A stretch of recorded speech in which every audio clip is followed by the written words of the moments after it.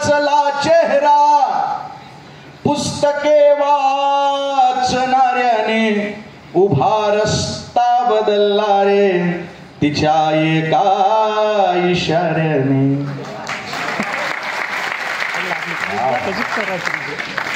कल्याण वस्तू. आता 4 झालेले आहे तुम्ही सगळेजण. मला लक्षात आलं की चांगला मॉम माझ्यासमोर बसलेला आहे.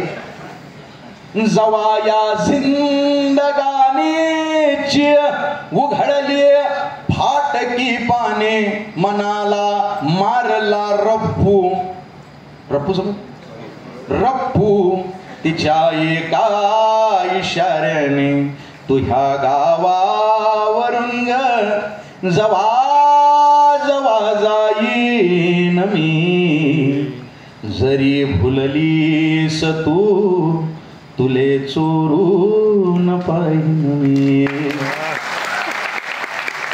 तुझ संसार थाटला उभा होईल सोन्याचा. कुणी कोणाला दगा दिलेला नाही. तुम्ही कल्पनेमध्ये रममान व्हा फक्त. काही जणांच्या आयुष्यात घडलेलं असेल शेवटचा प्रसंग असतो ना की तुझ्या आयुष्यात खुश राहा मी माझ्या आयुष्यात खुश राहतो. माझी शपथ आहे तुला रडायचं. तुझ संसार थाटला उभा होईल सोन्याचा नको डोळ्यात पाहू ग भरवसा नाही पाण्याचा. जशी आलीस येताना जातशीच जाताना जशी आलीस येताना जातशीच जाताना कशाला कोवळी मिठी कशाला त्रास ओठांना. हे सगळ्यांना कळणार नाही. ज्यांच्या ज्यांच्या आयुष्यात अमृताचे क्षण आले त्यांनाच कळेल या ओळींचा अर्थ काय. बाकीच्यांनी छोटा बिल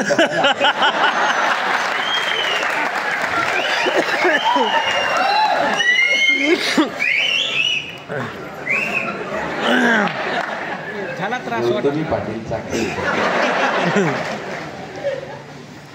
जशी आलीस येताना जातशीच जाताना कशाला कोवळी मिठी कशाला त्रास ओठांना. कुणी जर तार छेडले हृदयाचे तार छेडले कुणी जर तार छेडले तुझे गाणेच गाईन मी जरी भुललीस तू तुले चोरून पाहिन मी. मले जीवलावला जितका 90% लोकांच्या भावना याच्यात आहेत. मले जीवलावला जितका काय झालं हिरवा गार माणूस असतो लक्षात. मले जीवलावला जितका जितका जितका जितका जितका मले जीव लावला जितका तू ह्या नवऱ्याला लावलो. हसण्याचा विषय नाही आहे. किती सात्विक भावना आहेत पार. अख्ख्या ब्रह्मांडात मायावळा निरागस करून तुम्हाला भेटतो. मले जीव लावला जितका तो सय्यारा मूवी चालू आहे आता. धनाथन रडतात लोक. अहो माझी ही कविता लावा त्यांच्या पुढे. मी थिएटरला विनंती करणार आहे. तो पिक्चर झाला हे रडायला लागले की माझी कविता चालू. समाजाचं काम आहे ते. माझी कविता बघा. मले जीव लावला जितका तू ह्या नवऱ्याला लावजो घरी दुसऱ्याच्या जाताना मले काढून ठेवजो. आता चेहरा तुझा परका मिठी दुसऱ्याच छातीला. आता चेहरा तुझा परका मिठी दुसऱ्याच छातीला. मला जे काय सांगायचे माझ्या सांगेन रातीला. काय झालं सर? तुम्ही दुसऱ्या जगात जाऊ नका सर. आता गेलं पार पडलं सर. तुम्ही त्याला चिमटा घेत राहा सरांना. नाही, हा विषयच असा आहे, या कवितेत कोणाला काय आवडेल, कोण कुठं दाद देईल. तुम्ही पण लक्षात ठेवा, शेजारचा टाळा वाजवते म्हणून आपण टाळा वाजवू नका. भूतकाळ आपला आहे. लेट लक्षात आला का? तुम्ही पुणे मुंबई सारखे नाही ना. तुम्ही दिलदार लोक मी अपेक्षा. दादा फसका बघितला. पुणे मुंबईला सॉफिस्टिकेटेड लोक असतात माझ्या पुढे बसलेले, कधी कधी एकटक आपल्याकडे बघत राहतात, हसतच नाही. आपल्या आतडे बाहेर पडायला येतात, आपण जमा करून डबल टाकायचे आपल्याला, हसतच नाही, एकटक आपल्याकडे बघत राहतात. असं वाटतं प्रत्येकाला मुळव्याचा तारा मग रात्री 2 वाजता विकत गेले जागी ते. काय झालं? खतरनाक माणूस होता दुपारी. ज्याच्या त्यावेळेस हसलं पाहिजे की नाही आपण. मले जीव लावला जितका तू ह्या नवऱ्याले लावजो, घरी दुसऱ्याच्या जाताना मले काढून ठेवजो. आता चेहरा तुझा परका मिठी दुसऱ्याच छातीला. आता चेहरा तुझा परका मिठी दुसऱ्याच छातीला. मला जे काय सांगायचे माझ्या सांगेन रातीला. सांगना सांगना सांगना चमत्कार घडेल का. सांगना सांगना सांगना चमत्कार घडेल का. माझ्या नावाचा ठोका तुझ्या काळजात पडेल का. आता हे विश्व शब्दांचे तुला कविते सवाहीन मी. जरी भुललीस तू तुले चोरून पाहिन मी. गरज पडणार काठीची. शेवट माझी कविता डिस्ट्रॅक्टेड लोकांना कॉन्सन्ट्रेट करते. लक्षात ठेवा. मला बरेच जण फोन करतात महाराष्ट्रातले, फक्त टायमिंग त्यांचा अत्यंत शुभ असतो, 12-1 रात्रीची. माझ्या कविता आवडणारी लोक मला 12:30 वाजताच भेटतात रात्री. अत्यंत महत्वाच्या कामात बिझी असतात ते. तुमच्यात कोणी दारू पिते का? हातवर करा. सिगरेट दारू खरं हातवर करा. तुम्हाला तुमच्या आईची शपथ हातवर करा. दारू कोण पिते, सिगरेट कोण पिते? मी खतरनाक कवी आहे बरं. मलाही काही काही ठिकाणी लोक विचारतात, विकास भाऊ दादा तुमची कार्यक्रम झाल्यावर बसायची व्यवस्था कुठं? बसायची म्हणजे तुम्ही घेत नाही का? नाही घेट लागलाय का? बाबासाहेब आंबेडकर तुम्हाला सांगणार माणूस आहे. दारूचा मला संबंध नाही. नाही म्हणजे तुमचे डोळे बघून असं वाटतं माझे डोळे तसे दिसतात का साहेब? हो, प्रवास आहे, रात्री पुण्याला होतो, प्रवास केला, ते डोळे तसे नाही. म्हणजे तुम्ही स्टेजवर चढली का वाटते? दारू पिऊनच चढली. कशाची नशा? आता म्हटलंय नशा वेगळी आहे. सगळ्या तरुणांना नशा असते की नाही. हे जे यशस्वी होतात की नाही लोक, यांना ती नशा असते. शराब पिणे वालो, सिगरेट पिणे वालो नशा करो, लेकिन नशा ऐसा करो कुछ देर तक टिक सके. यूं नहीं कि रात को पी सुबह को उतर जाएगी, मेरे वतन से दिल लगा के एक जिंदगी नशे में गुजर जाएगी. नशा ही यशाची नशा असली पाहिजे आपल्याला. लक्षात ठेवा. गरज पडणार काठीची. मी कुठून कुठं जाईल सांगता येत नाही बरं. कुठून रिटर्न येईन आणि कधी थांबील वेगळा विषय आपला. जरा आपला आधी काही कागद बिगत काही नसते. डोक्यावर पडलेला कवी आहे मी. खरंच डोक्यावर पडलेला, हसायचा विषय नाही आहे. 7 वर्षाच्या आधी माझा ऍक्सिडेंट झाला. गणेश भाऊ वा वा लेकरू तुम्हाला सांभाळा दिलेला. बेलाला पानं 3च आहेत दादा. वा वा वा क्या बात आहे. त्याला म्हणतात प्रपंच. मी त्याच्यात उतरलेले नाही. अम्मा लग्न करून घेणं गरजेचं आहे. काळ खतरनाक आलेला आहे. हे सगळे लागलेले आहेत, यांना टेन्शन नाही, आपल्या दोघांना टेन्शन आहे. कमी लोकांना, आपल्यासारख्या लोकांना पोरी देईना झाले. विचित्र. पण अहो, रमेश म्हणून माझा एक मित्र आहे, गणेश भाऊ, रमेश नावाचा, त्याच्या 26व्या वर्षी त्याला चांगले स्थळ आले. याचे नखरे बोले मला सुंदर पाहिजे, देखणी पाहिजे, अशीच पाहिजे, तशीच. याच्या तोंडावर चिमणी आगत नाही. सिरियल बघून हे बनकलं. त्याला वाटतं सुंदर राहिला लग्नाचा. 38 वर्षाचा झाला, डोक्याला तर चप्परही उडून गेलं. एसटीत बिंदात बसतं त्याच्या शेजारी पोरी. काय तर आपल्या बापाच्या वयात काय गेला. पोरीच्या बापानं पसंत केलं, पोरीनं पसंत केलं, पण त्या पोरीची आई आली. जसं रमेशने पाहिलं, चेक करून पडली. किचन मध्ये पाणी टाकले. थोडं काय झालं, काय झालं, झालं काय. अहो माय, यो तो माझ्या टाईम आले मग पाहायला. म्हणून लग्न हे वेळेत करणं गरजेचं आहे, लक्षात ठेवा. शेवटचं सांगतो, तुम्ही हसताय म्हणून. गणेश शांताराम काळे नावाचा माझा मित्र आहे, त्याच्या जिभेला शेंडा नाही दादा, काय नाही. तोतरा बोलतो थोडासा, त्याच्यात त्याची काही चुकी आहे का ताई. गणेश शांताराम ताले असं नाव सांगितलं. सुंदर साऊंड सेट केलेला आहे. तुम्ही अंधारात बसले तुम्ही इकडे. तुमचं लग्न झाले का दोघे. चेहऱ्यावरचं तुमचं हास्य बघून लक्षात आलेलं आहे, तुमचं राहिलेलं आहे, तुमचं झालेलं आहे. उमेदलेला चेहरा म्हणजे झालेला आहे. नाही, खरंच झालेला आहे. हो, विकास भाऊच्या घरी गेलो मी. मला म्हटलं आपण जेव्हा जेवण करायला जाऊ. मी जेवण करायला आम्ही बसलो. आयुक्त आहेत ते उपायुक्त. वहिनी नावात दिला विकास भाऊ काय नाही नाही, मी काय घाबरतो का म्हणे. परत वहिनी नावात दिला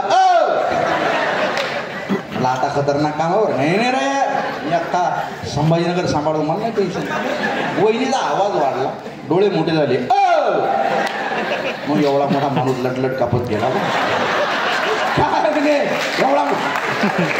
एवढा मोठ्या कवी बसलेला आमच्या गप्पा चालू आहेत, काय आहे. वहिनी म्हटल्या, आवाज तुमचा बी त्या कवीच.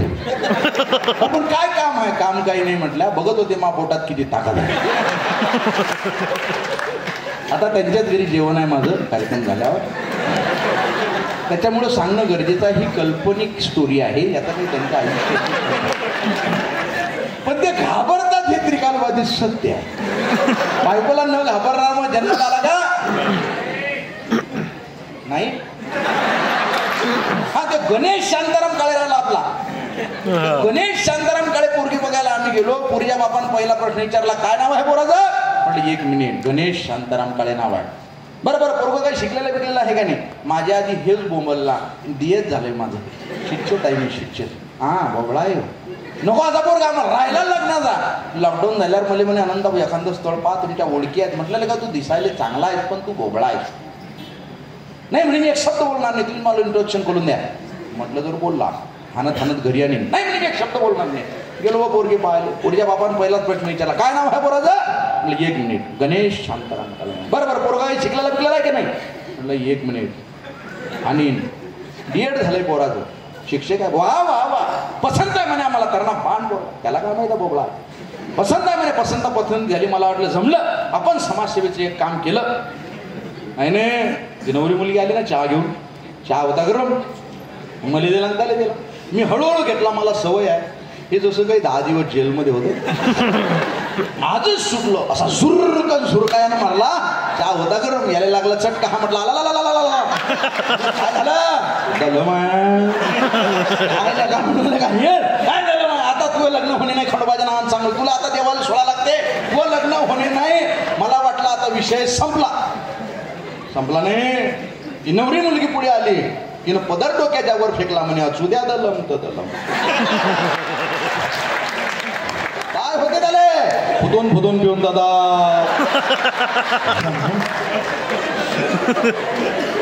गरज पडणार काठीची. आम्ही शेवटी मी कुठेही गेलो तरी गरज पडणार काठीची. मी का बोललो, डिस्ट्रॅक्शन मधनं कॉन्सन्ट्रेशन मध्ये आणतो मी लोकांना. प्रेम हा शाश्वत विषय आहे. हो, आपले उदाहरण बदलले. मैं तेरे लिए चांद तारे तोड़ के लाऊंगा. अबे घरातली घागरी उचलत नाही. मैं दुनिया हिला दूंगा तेरी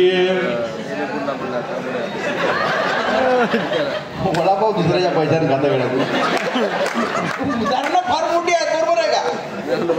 एक तर ते गाणं विकत बॉय सुबह से लेकर शाम, शाम से लेकर रात से लेकर सुबह, सुबह से फिर शाम तक मुझे प्यार करो. बाकीचे कामं तो बाप कर. म्हणून शेवटचं सांगतो फक्त, शहाजहाननं मुमताजसाठी ताजमहाल बहाल केला. त्यांचं प्रेम खरं होतं का मला माहित नाही. लैला मजनूचं प्रेम बघायला आपण नव्हतो. हीर राजाचं प्रेम खरं होतं का, राधा कृष्णाचं प्रेम खरं होतं का मला माहित नाही. मी बघितलेलं खरं प्रेम माझ्या घराजवळ माझ्या गावात 72 वर्षाचा म्हातारा 65 वर्षाची म्हातारी गावापासून 2 किलोमीटर लांब असलेल्या फाट्यावर बसची वाट बघत बसलेल्या असतात. उन्हाळ्याचे दिवस जीवाची लाहीलाही करणारं ती ऊन, ही सगळी परिस्थिती त्या म्हाताऱ्याच्या लक्षात येते. म्हातारा उठतो, काठी टेकवत टेकवत म्हातारीच्या शेजारी जाऊन सूर्याच्या दिशेनं उभा राहतो. या म्हाताऱ्याची सावली म्हातारीच्या अंगावर पडते, पण या गोष्टीकडे त्या म्हातारीचं लक्ष नसतं. पण त्या म्हातारीच्या नकळत तिच्या अंगावर सावली धरण्यासाठी ऊन खांद्यावर घेणारा तो म्हातारा मला शहाजहानपेक्षा श्रेष्ठ वाटतो. त्यामुळं प्रेम हे डिस्ट्रॅक्शन नाही, फक्त आपल्याला जगण्याचे सिद्धांत कळले पाहिजेत. कुठंतरी आपल्या आयुष्यामध्ये विवेकानंद म्हणतात ना, पाण्यातनं मासा बाहेर काढल्यानंतर तो ऑक्सिजन घेण्यासाठी जसा धडपडतो, तसं जर आपण आपल्या आयुष्यात 4 वर्ष धडपडलो तर उर्वरित आयुष्य आपलं सोन्याचं होते. पण तेवढे प्रयत्न करायला सुद्धा कुणी तयार नसतं. बिलगेटला विचारलं होतं what is the secret of your success. Bill Gate माहितात ना तुम्हाला? बिलगेटला विचारलं what is the secret of your success. बिलगेटनी थोडासा विचार केला, म्हटले the confidence which I have that is the secret of my success. माझ्याकडली सगळी प्रॉपर्टी तुम्ही काढून घ्या, मला फक्त 10 बाय 10ची एक खोली द्या, माझा कम्प्युटर द्या, मरायच्या आधी परत मी एवढी प्रॉपर्टी निर्माण करू शकतो. एवढा आत्मविश्वास मला आजही आहे. पण तो आत्मविश्वास माझ्या देशाचं गूढ रहस्य आहे. आणि शेवटचा मुद्दा सांगतो दादा, हा आत्मविश्वास कुठनं निर्माण होतो? कुठल्या दुकानात भेटतो का, कुठल्या बाजारात भेटतो का? हा कॉन्फिडन्स तुम्हाला मोटिवेशनल स्पीकर देऊ शकत नाहीये. आपल्या सगळ्यातनं आपल्याला कॉन्फिडन्स मिळत असतो. बरेच जण म्हणतात ना बी कॉन्फिडन्स.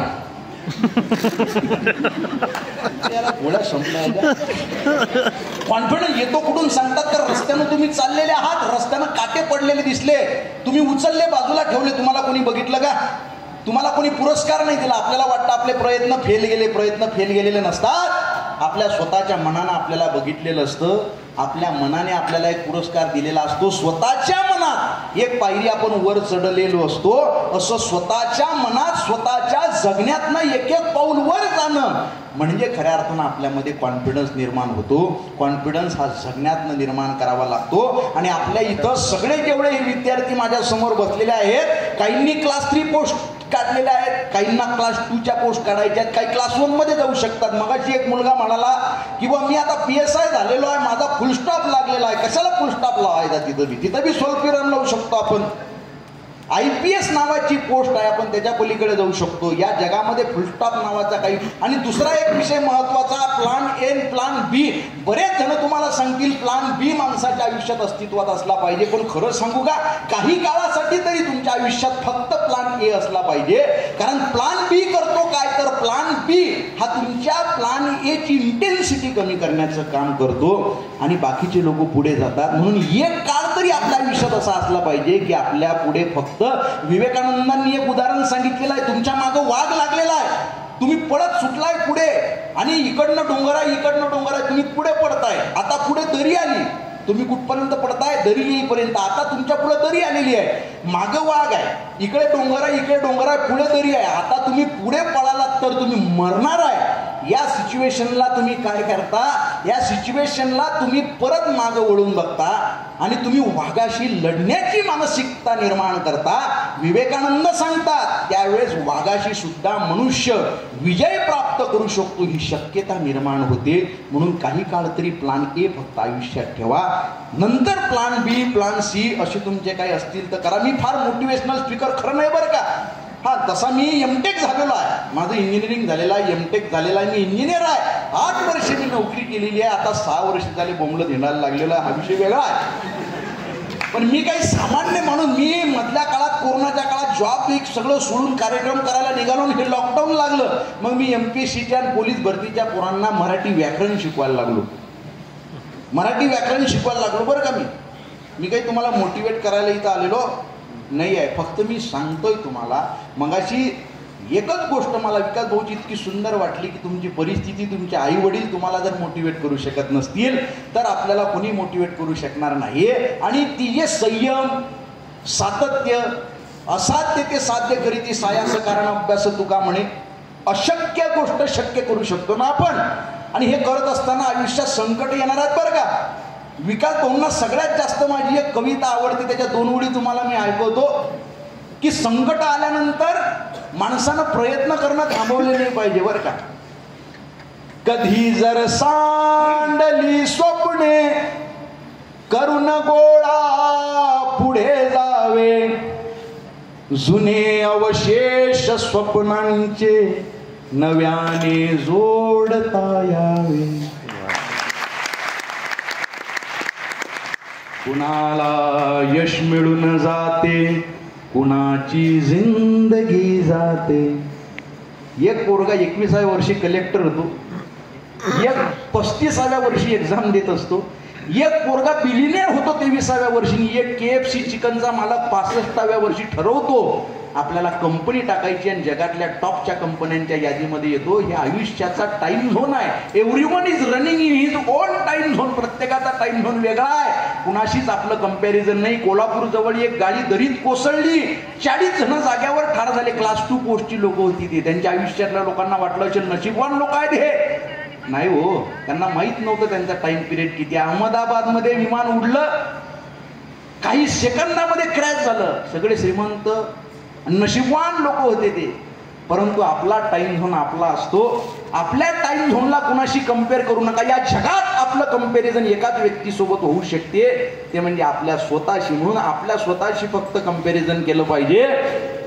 कुणाला यश मिळून जाते, कुणाची जिंदगी जाते, मिळालेल्या प्रवासाला तरी कुरवाळता यावे.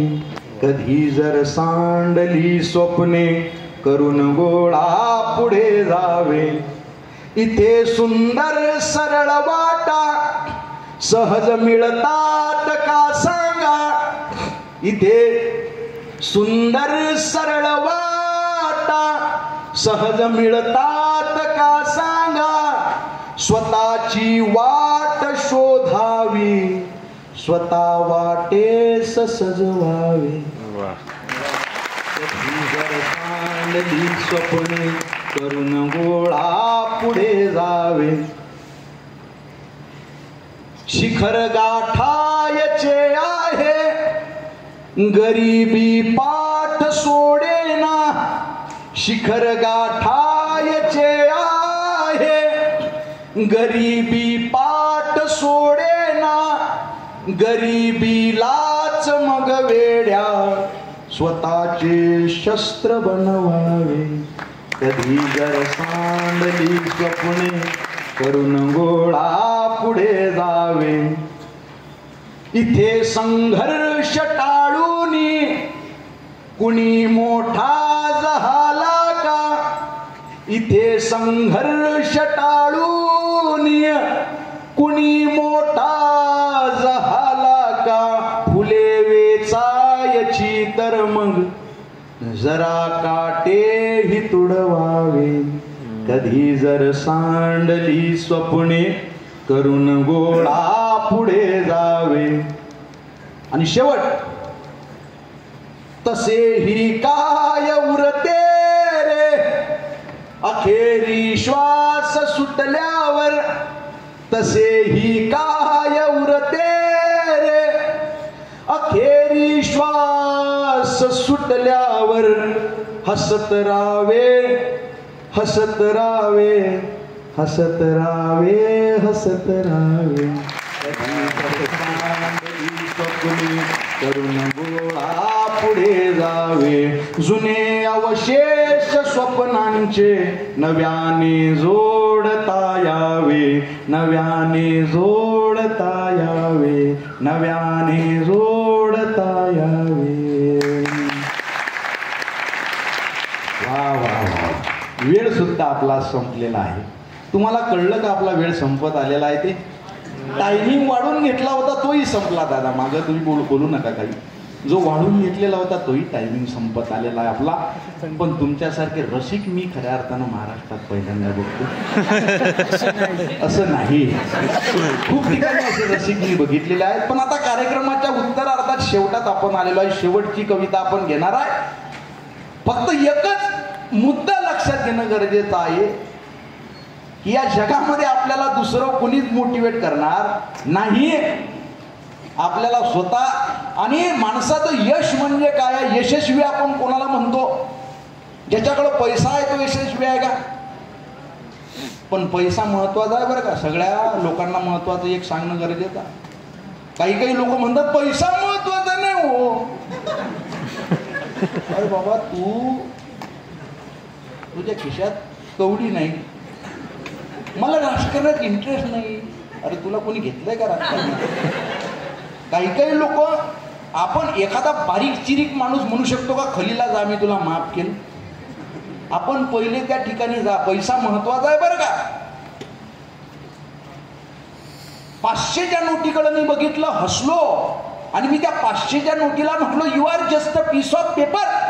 तू फक्त एक कागदाचा तुकडा आहेस. 500ची नोट सुद्धा माझ्याकडे बघून हसली. मला म्हटली, yes my friend, I know I am just a piece of paper. मी फक्त एक कागदाचा तुकडा आहे. पण तुला आश्चर्य वाटेल, मी माझ्या आयुष्यात आजपर्यंत डस्टबिन बघितलेली नाही. पैसा फार महत्वाचा आहे. आणि दुसरं महत्वाचं आहे ते वाचन. वाचन तुम्हाला जगण्याचा स्तर उंचावण्यासाठी मदत करते. म्हणून ह्या दोन गोष्टी आपण जवळ बाळगल्या पाहिजेत. कार्यक्रमाच्या शेवटाकडे मी आलेलो आहे. दुःख अडवा